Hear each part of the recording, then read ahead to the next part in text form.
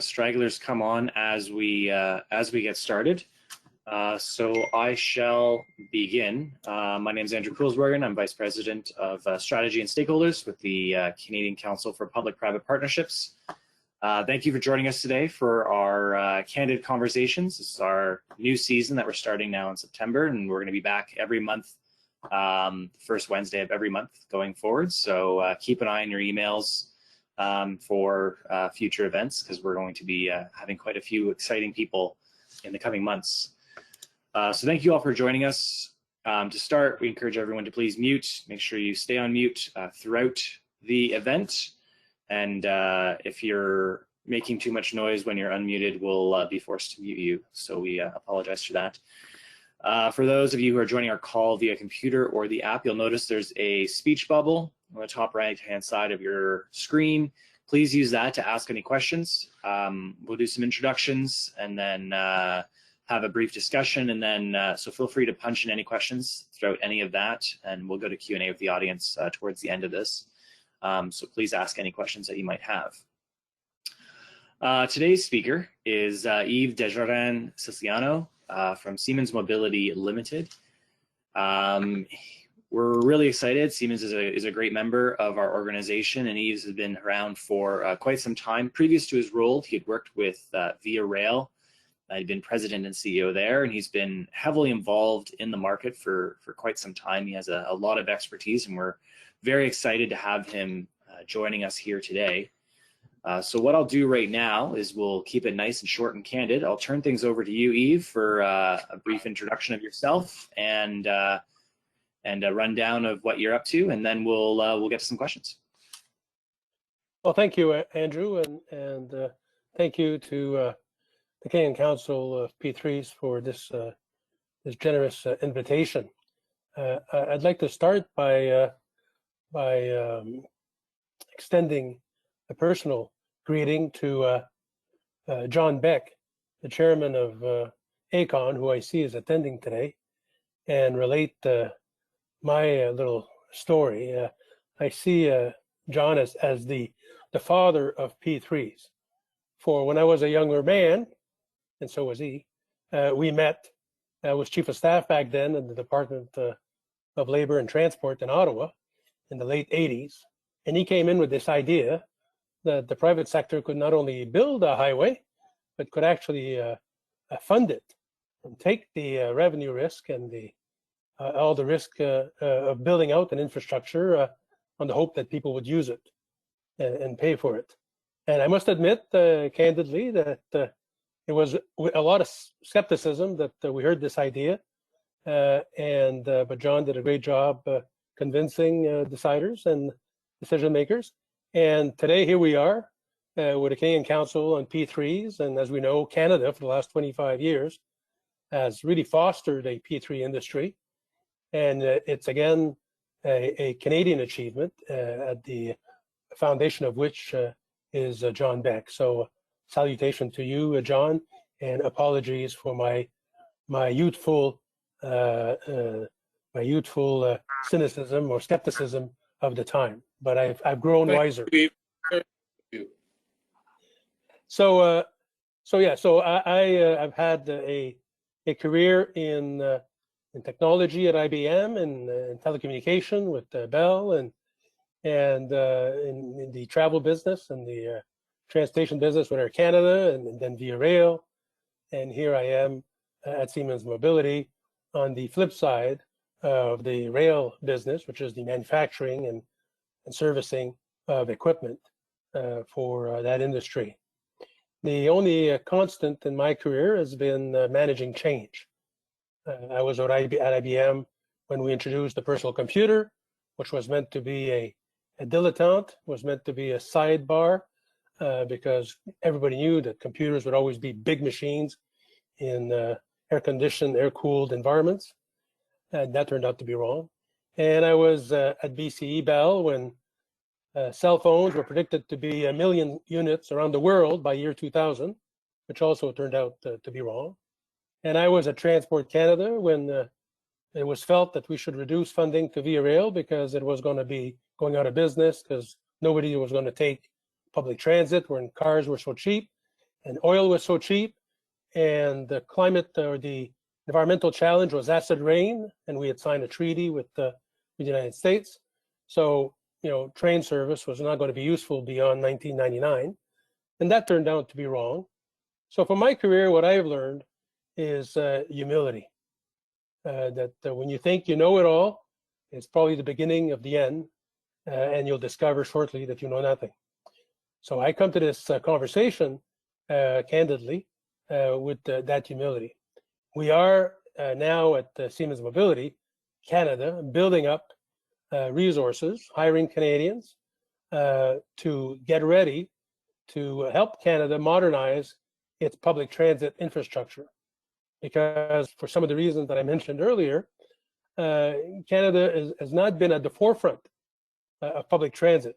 Although ironically, the first tramway system in North America was built right here in Ottawa for the nation's capital. It was imported from Germany and from Siemens. And Ottawa was the first city in North America to have a tramway system. And 40 years ago, Siemens again installed the first tramway system of the modern Canada in Edmonton and then Calgary. And so today, rail-based transit systems is undergoing a huge renaissance. Every city, every major city, every government, provincial and federal, have announced in the last 12 months billions of dollars of projects to address a growing need, which is moving people efficiently, safely, and with the lowest carbon footprint possible between our cities and within our cities.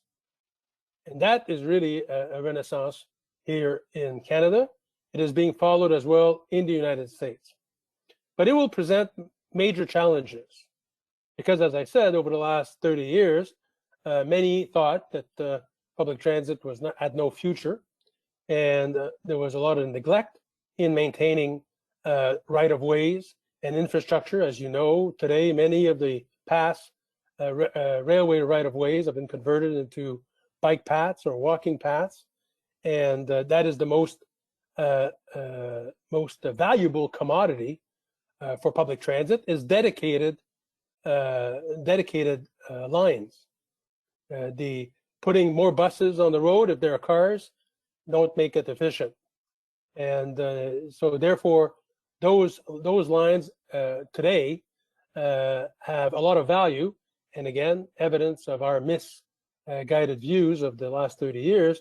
We thought they were worth nothing, so we just turned them into bike paths and walking paths when they could have been greatly used for better public transit. But we finally saw the errors of our ways, and so now Canada is looking at modernizing, and I've said there's billions of dollars of projects have been announced. So we at Siemens Mobility, on a worldwide basis, have chosen Canada to invest heavily. And so in the last 18 months, we've grown from, I think I was the 32nd or 34th employee of Siemens Mobility in Canada, and now we're over 250. And we're still growing and hiring. And we are intending to bid on most, if not all, major public transit projects where we can bring to bear a world-class portfolio of products, whether they be trains of all types, so subways, light rail, tramways, or intercity conventional speed or higher speed trains, railway systems, whether it be electrification, whether it be signaling, whether it be communications, traction power, and then our maintenance capability of all of the above. And here in Canada, in the last 3 months, we acquired Railterm, a company based right here in Quebec and Ontario, which services railway infrastructure. And so now we can not only build the trains and systems and install them, and now we can also maintain them and maintain the infrastructure itself. So the railway bed, the track, the ties, the signaling system, the whole works. And that, by the way, makes Siemens Mobility Canada a unique offering in not only the Siemens world, but the railway industry itself. For no other major player has that breadth of products and services. So our objective here in Canada is to bring to bear world-class technology, world-class know-how in Canada, training Canadians to install, maintain these equipment, and in doing so, modernize Canada's infrastructure. We also bring a high-value balance sheet that allows us to finance some of these projects. And that's where the relevancy with the Canadian Council on P3s is even more important, because as governments announce these projects for the good of the country, as well as some cases political objectives, the brass tacks reality is that building long-term infrastructure is an expensive proposition. And taxpayers are already burdened quite a bit in Canada, and this pandemic just added to that burden. That's why having recourse to private sector monies is an opportunity. And there's a lot of private sector money available around the world to invest in Canadian infrastructure. As a matter of fact, in the Canadian infrastructure business today, there's been very little recourse to international infrastructure funding. Canadian lenders and Canadian investors have been sufficient to fund Canadian needs. And that's mostly because Canadian needs have been extremely humble. Canadian projects still today request or demand very little private sector funding, or when it does, it hardly goes beyond 15 to 20, 25% at most, where there is much more money available than that. And so at Siemens Mobility, we bring the might of Siemens AG and its financial ability to finance some of these projects. So we have to hope that governments will have recourse to this financing need and get out of the view that government money is the cheapest money around. Because obviously, governments can put their hand in our pockets as individuals and take the money they need. And so it creates this fallacy that because governments are sovereign, they can borrow debt and they can raise taxes and have the cheapest money around. But if that is true, financially, economically, it misses a more important element of the equation, which is the ability to deliver on time and on budget. And the best guarantee of delivering on time and on budget is when the private sector has money at play, and when the private sector borrows money from third parties and put that money at play.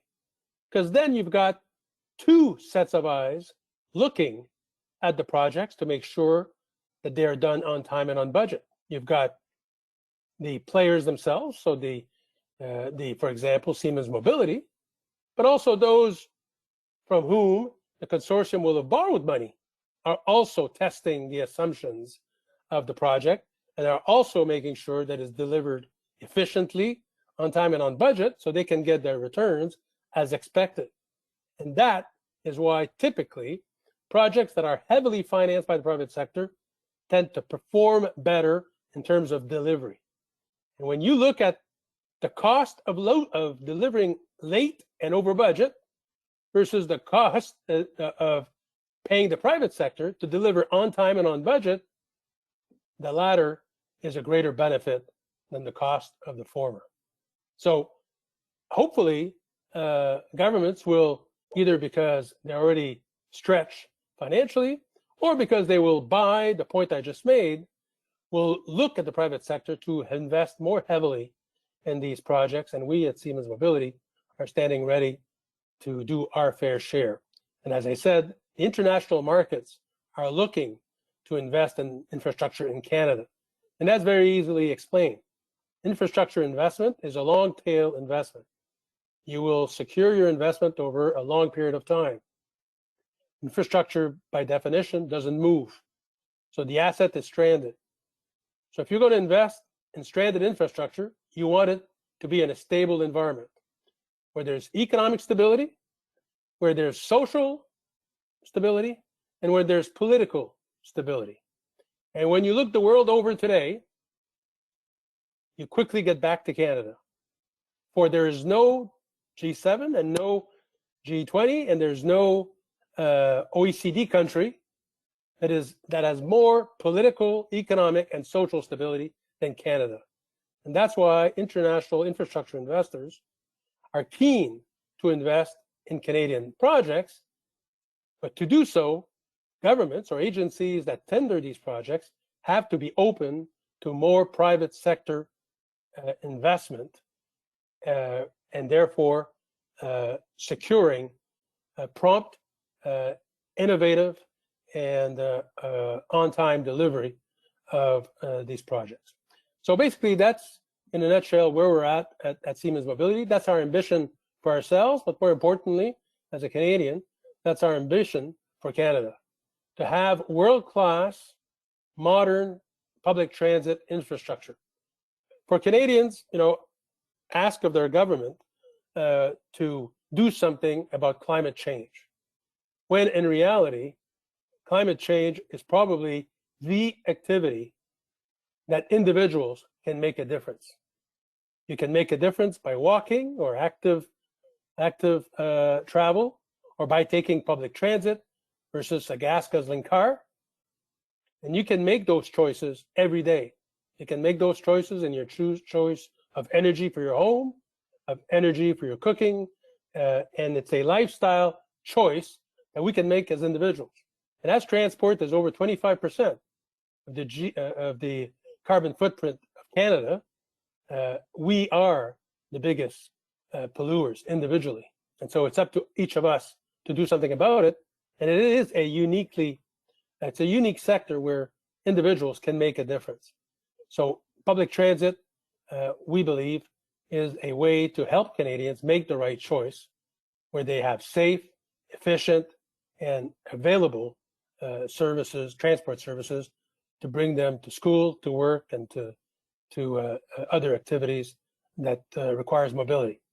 And I'll conclude with this, for independent of the pandemic, where obviously public transit has known huge drop in ridership and still has difficulty recovering, the reality is that we will continue to move.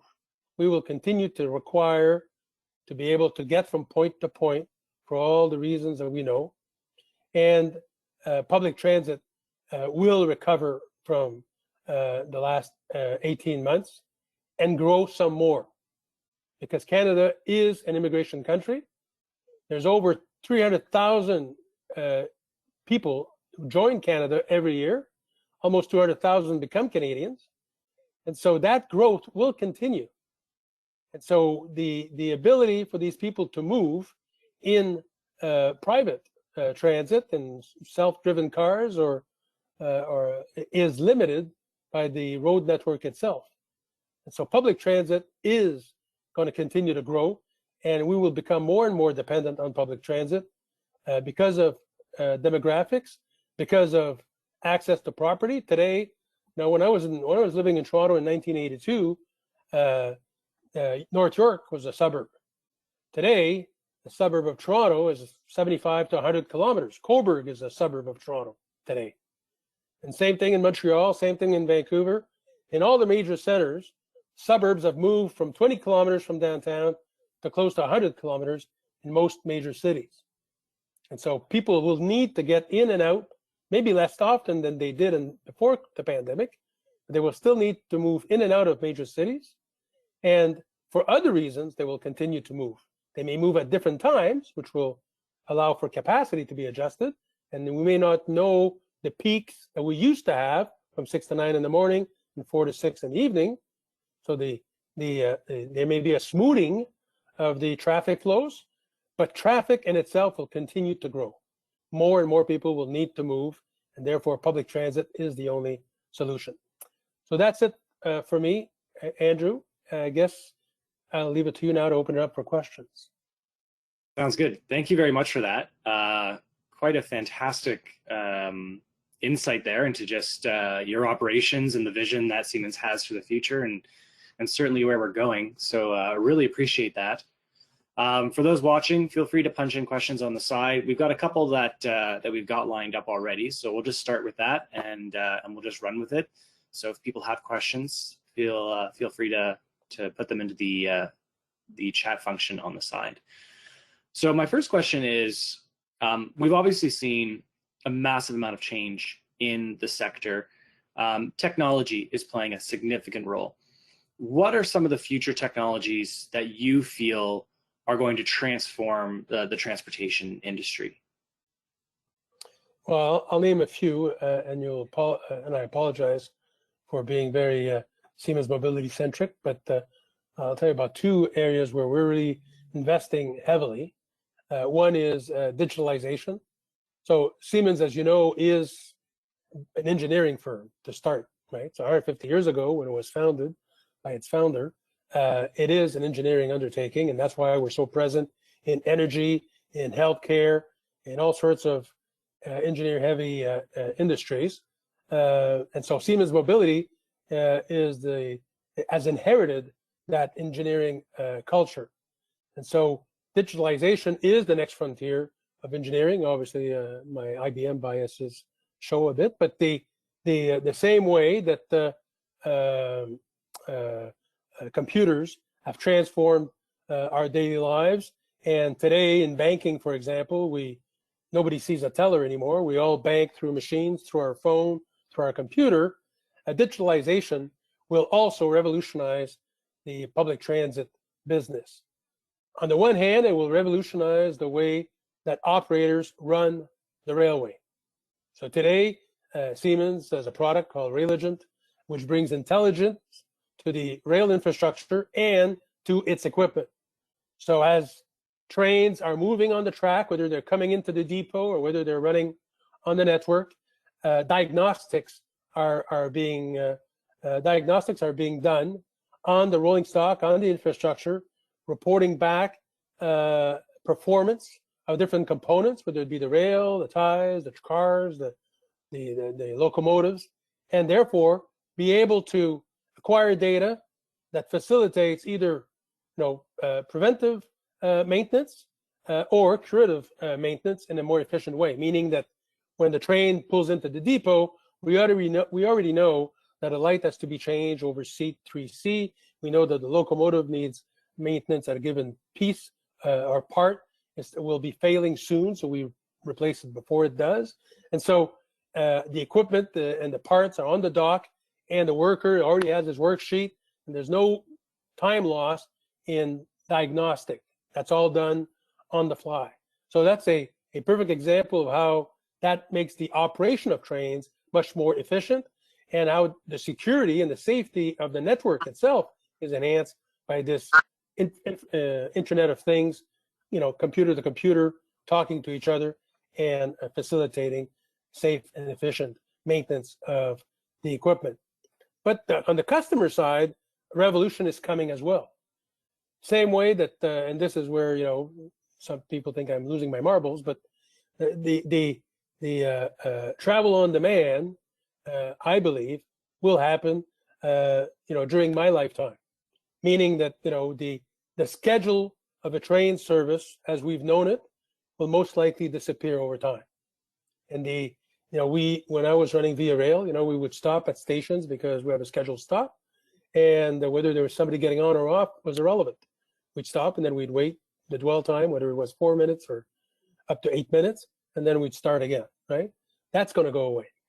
On a dedicated passenger rail infrastructure, trains will stop when a customer signifies that he's going to be taking that train, or will be getting off at that station, or it will keep on going, okay? And computers will make the appropriate adjustments of speeds and distance to ensure the safety and the headways and everything else.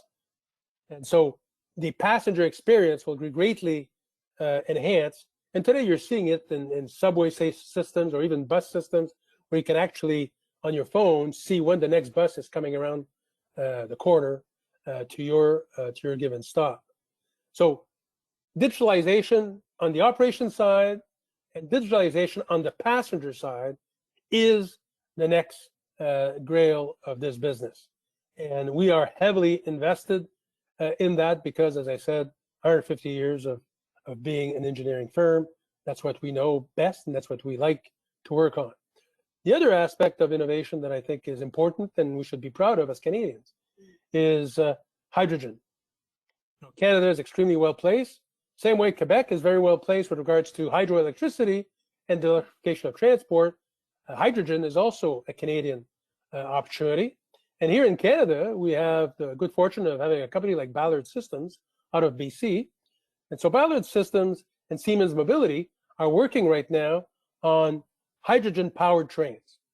So that's not only the locomotive that would be powered by hydrogen, which takes away the overhead catenaries and those elements, but also capacity, so the cells to the batteries to contain that energy during a trip, so extending the capacity of those batteries, and recharging stations, so that when the train either stops at a station or on course can actually recharge its hydrogen batteries. So we're working on that today as we speak with Ballard Systems of British Columbia. And so again, that's another area where there's great progress to be made. We've also, on the electrification point of view, on trams or light rail vehicles, we've introduced trains that are electrified and run on a catenary, but are capable of storing enough energy that we can take the catenary down and the train can run for a certain distance without being attached to the overhead catenary system. And that's very important for patrimonial environments.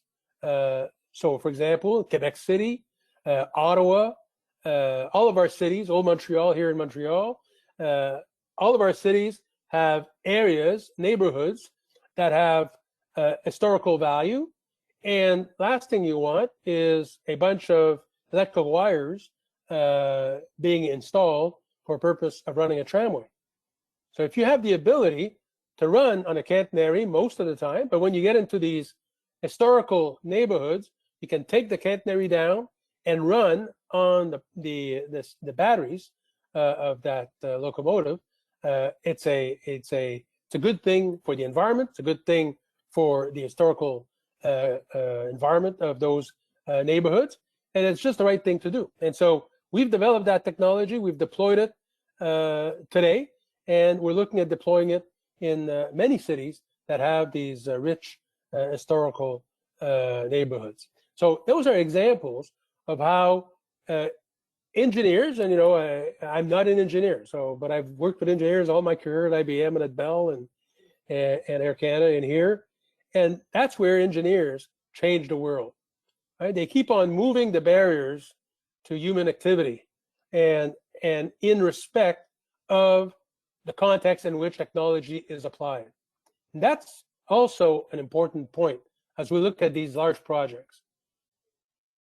Today, because Canada is so late in modernizing its public transit, we have to learn to display humility and authenticity in how we design these networks so they can fit in the reality of these established towns and cities. We can't just go in and, because we want to run a safe and efficient rail system, make the environment ugly, unserviceable, inhuman. We have to be sensitive to the communities in which we establish these networks, because it's not good enough that it's going to reduce CO2s and it's going to make transport safe and efficient. It's not good enough if it's going to be ugly and it's going to destroy the value of those neighborhoods, and people won't want to live in them, and they won't, they won't want to suffer the vibrations or the noise or of these systems. So we have to be sensitive in how we do that. And again, that calls on engineers to be extremely creative and not just do the right engineering solution, but the right engineering solution for the right environment. And that's where social acceptability is a huge challenge for agencies and their suppliers as we will try to build out these environments. And I think that, if I look at some of the Siemens mobility deployments that I've seen around the world, that is a much more demanding order in G7 economies in large metropolitan areas like Montreal, Toronto, Ottawa, Vancouver, Calgary, Edmonton, than it may be in third world or developing countries. So we have to be very sensitive to that here in Canada, so we can do the right thing for the right environment. And because if we don't do that, people won't want these projects, and therefore it becomes a self-fulfilling prophecy that the climate will continue to worsen, and God knows where that will take us and our children. That was great. Thank you. Thank you for that. Certainly an exciting time with some of those future technologies underway. We do have a question from the audience now. This is from Pierre Cadu. As you know, heavy mobility corridors have 3 modes of transportation competing: trains, planes, and automobiles. Can you explain how you will secure train market share vis-a-vis planes and automobiles? Well, that's a great question, and I love that question because it brings me back to my days at VIA, because that was always the number one question, and still today, right? The government of Canada has announced that it's moving forward with providing VIA Rail with a dedicated corridor for its train service, so it can get out of running train service exclusively on freight railways, which are not built for speed or comfort of passengers.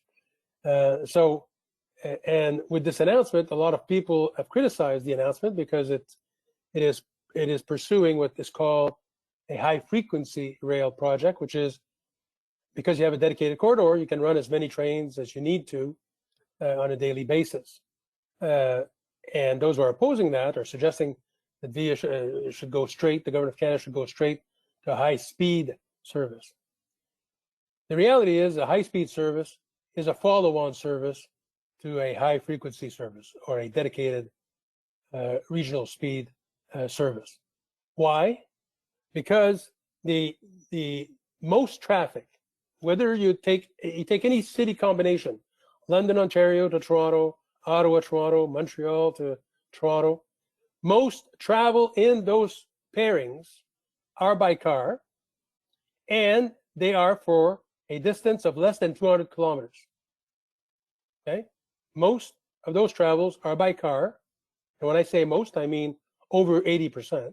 Okay, and they're for travels of less than 200 kilometers. A high-speed train is totally useless if you're going to be getting off in Cobourg, leaving Toronto. Okay, the time to ramp up speed and to then slow down to stop makes the offering totally useless. Okay, so if we want to address climate change and we want to service more people, not less, we have to have a train that runs at conventional speed, which, by the way, today VIA Rail trains run on average at 80 miles an hour, and a dedicated line would allow it to run at 120 miles an hour. So that's a huge improvement right there. But more importantly, it continues to get people on and off the train at every increment of 75 to 100 kilometers for the milk run service, if you will. Okay, and perfect example of that is you look at Milan, Rome. Milan, Rome, and Italy have basically the same population as Toronto, Montreal in their aggregate metropolitan areas. They are the same distance by 1 kilometer. They're of the same distance, downtown to downtown. There is 45 frequencies or 45 trips a day between those two cities. In Italy, there are 6 between Montreal and Toronto on VIA Rail. Out of the 45 trips between Rome and Milan, less than 10, usually 6 per day, are high speed. The rest are conventional speed. Why? Because 80% of the people get off somewhere between 100 to 200 kilometers. That's why. The other element is the ticket price of a Milan-Rome train trip, high speed, is more expensive than flying economy by plane. Okay, so when you put all that together, that's what brings it to the conclusion that what we need first is to have a dedicated line on which we run conventional trains that go and stop at every 75 to 125 kilometers. That's what will bring more people on. If those trains run, frequently between 6 in the morning and midnight, and that can be 15, 20 trains a day, okay? And then over time, if you want to add speed, you can add a high-speed line with the dedicated line, because that's the other aspect of a high-speed line, is the line has to be dedicated, meaning that there cannot be any crossings. So Montreal, Quebec City, there's 110 crossings. So those 110 crossings would have to be replaced by a viaduct or a bridge. So you do the math.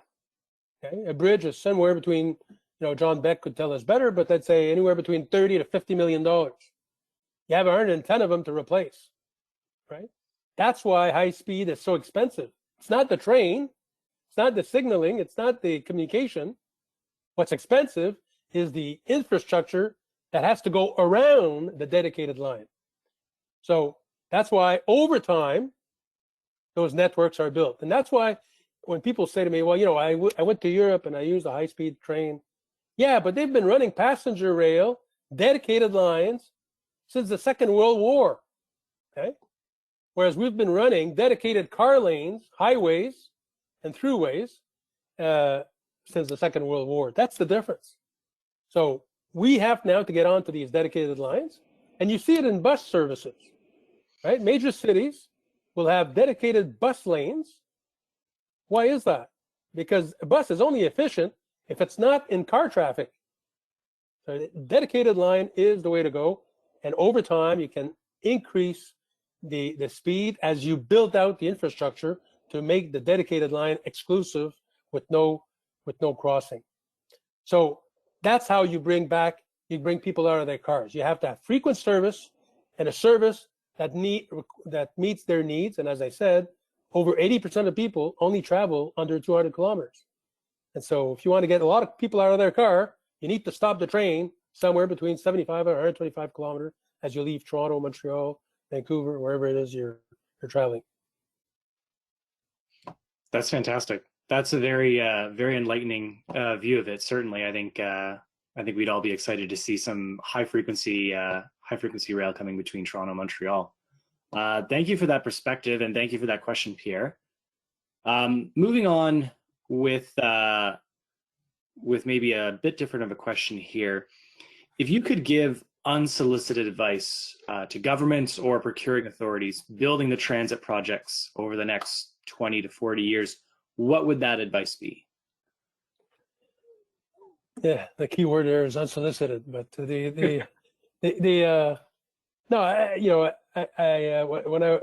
in my previous job, obviously I was looking forward to building HFR, and so I would have been able to heed my own advice, which is always dangerous. But I think the first thing is what I said earlier: private financing.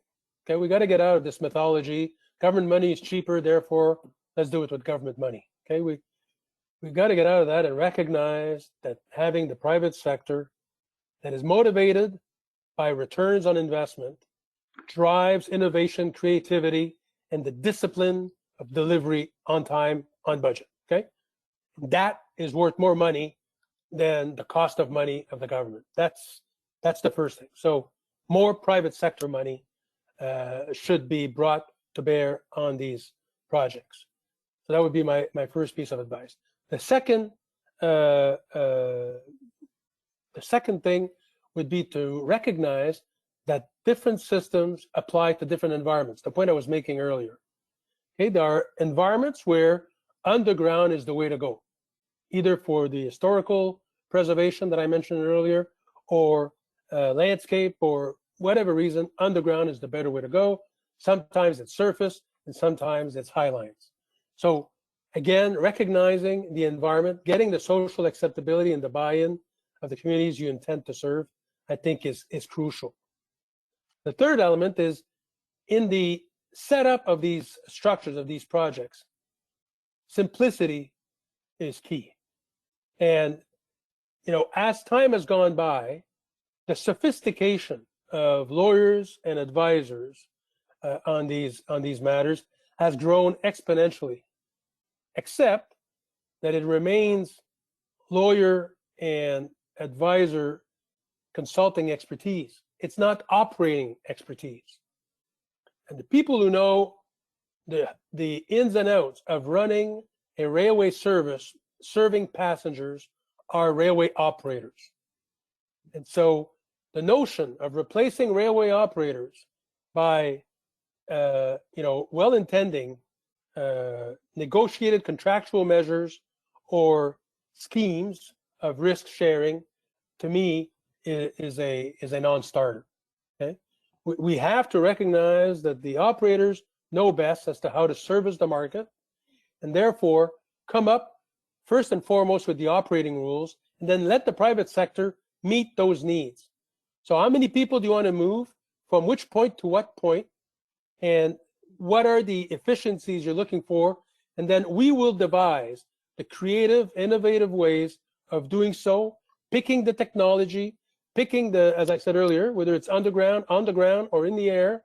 We'll come up with the best way to meet the population movement, population mobility needs, and don't be prescriptive. Don't be I said it right the first time.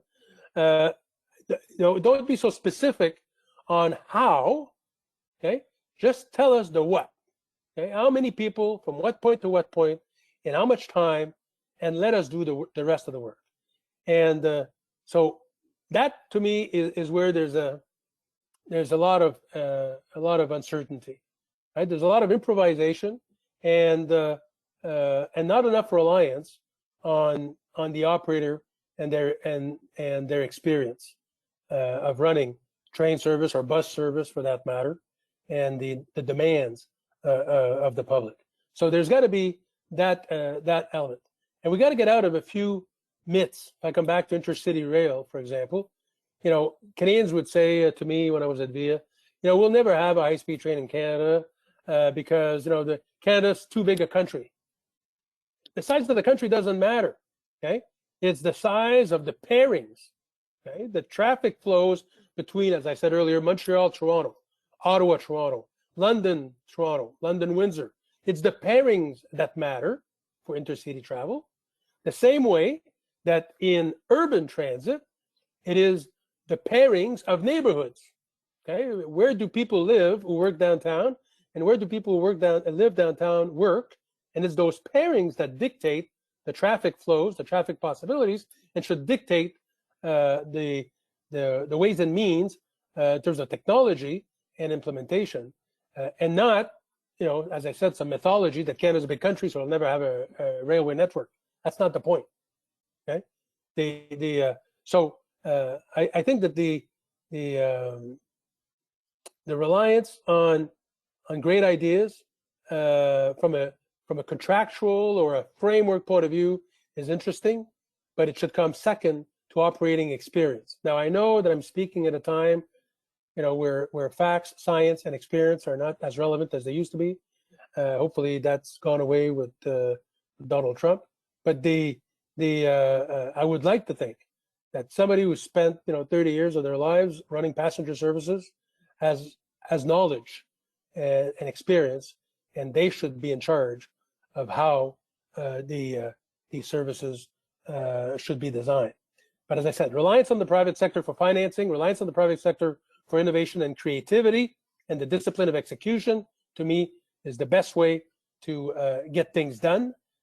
And we need to have contractual frameworks that allow that to happen. And that's where we're at work at Siemens Mobility with our partners and with government agencies to find the best way to work. I don't know of any project, by the way, I don't know of any two transit projects that have the same contractual framework. So right there, that tells you something, right? That we're searching our ways, we're trying to find our way to how to set these things up the best way. So we're still in the exploratory stage, and so we have to be open-minded and try to do more listening than talking, which obviously I'm not very good at, and and find a better way to get these things done. Because now we're spending a lot of time negotiating, not enough time, boots on the ground, building these projects. Thank you for that. My next question actually goes back a bit to the innovation and technology question, and you've touched upon innovation again in your last answer. As we've seen this massive increase in technology that's being used in transit, it's making it more complex. We're obviously finding a lot of efficiencies. Can you expand on the security aspect of that? As our infrastructure becomes smarter, more intelligent, it also becomes more susceptible to attacks. Can you describe what Siemens is doing on that front and where you see that market and that issue going in the future? That's an excellent question. So cybersecurity is key in all human endeavor today. I mean, there's, we're all possible potential victims of cyber threats. And so, again, going back to Siemens' engineering background, and its other domains of activity, whether it be in healthcare, whether it be in energy, where we manage some of the largest energy grids in the world with the Siemens technology, we are very keenly aware of the issues of privacy on the one hand and security on the other. So we bring the same discipline and experience to the Siemens mobility view when it comes to, as I mentioned earlier, the Internet of Things. So as we design infrastructure, whether it be signaling systems or electrification systems or the trains themselves, for the controls of the trains, we have a huge investment in enhancing the cybersecurity of each and every one of these environments, because the threat is real, and so it has to be contained. And so far, touch wood, it has not been. We have not been victim of any significant incident, but it is an issue to be concerned about and to be dealt with. And so I would believe that in our industry, every one of our competitors is as keenly focused on that element. So, but again, as I said, with the advent of technology back in the 80s, in banking and healthcare and in government services, a long way has been done, but it's a matter of vigilance and continued investment. So all I can say is we're aware, we're in it.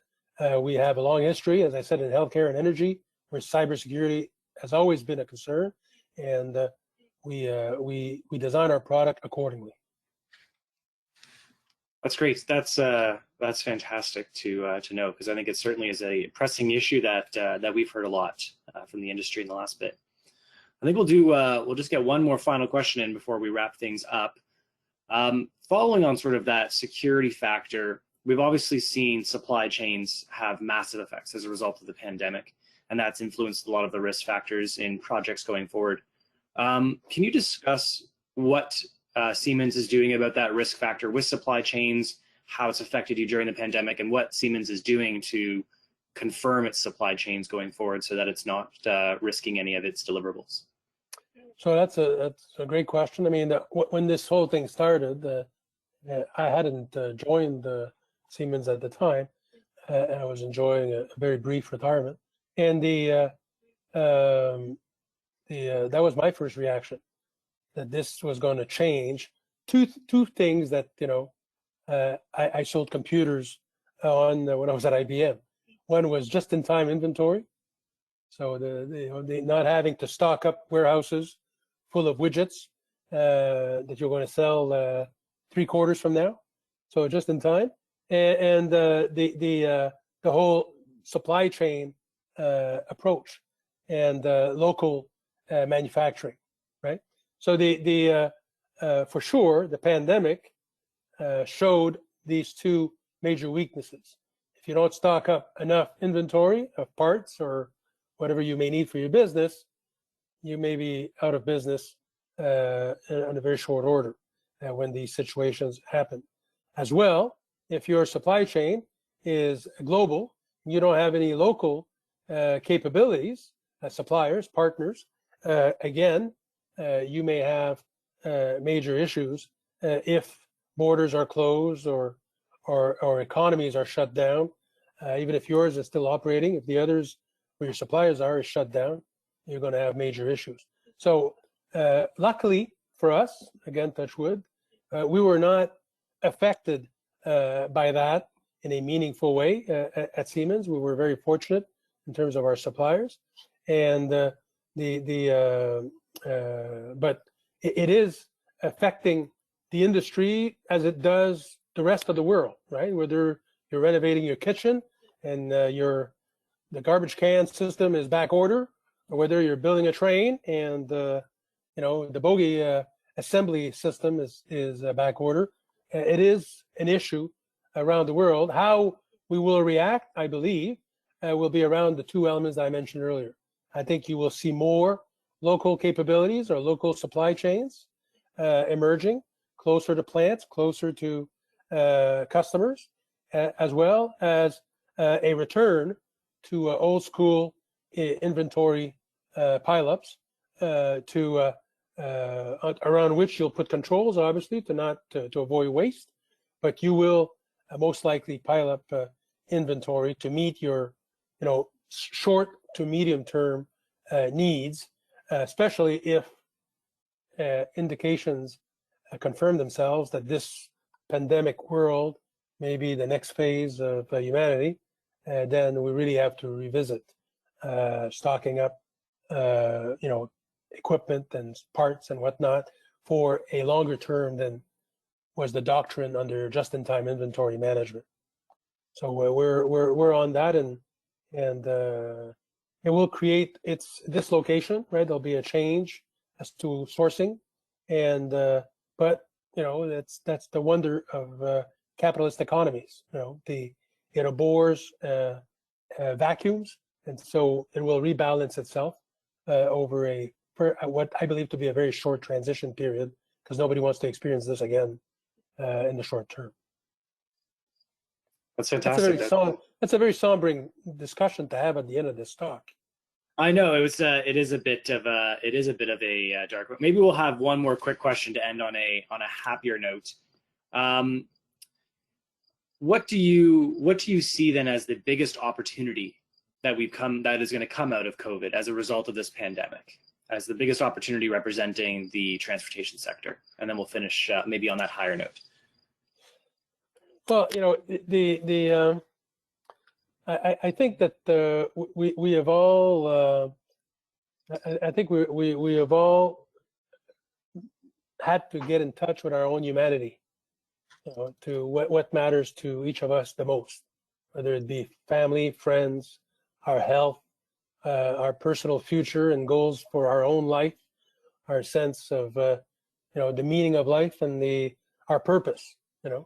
I think most human beings have been in touch with that over the past 18 months.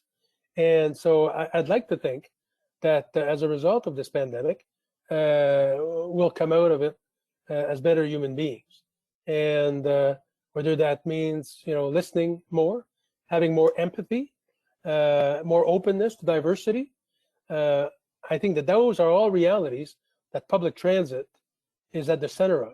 To me, public transit is at the front of the church. When I was a kid, you'd leave church on Sunday morning, and the whole neighborhood was there. Sur le parvis de l'église, we say in French.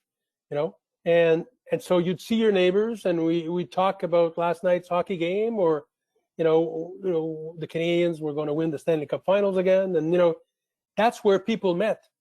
But in today's world, pre-pandemic and post-pandemic, public transit is the place where people meet.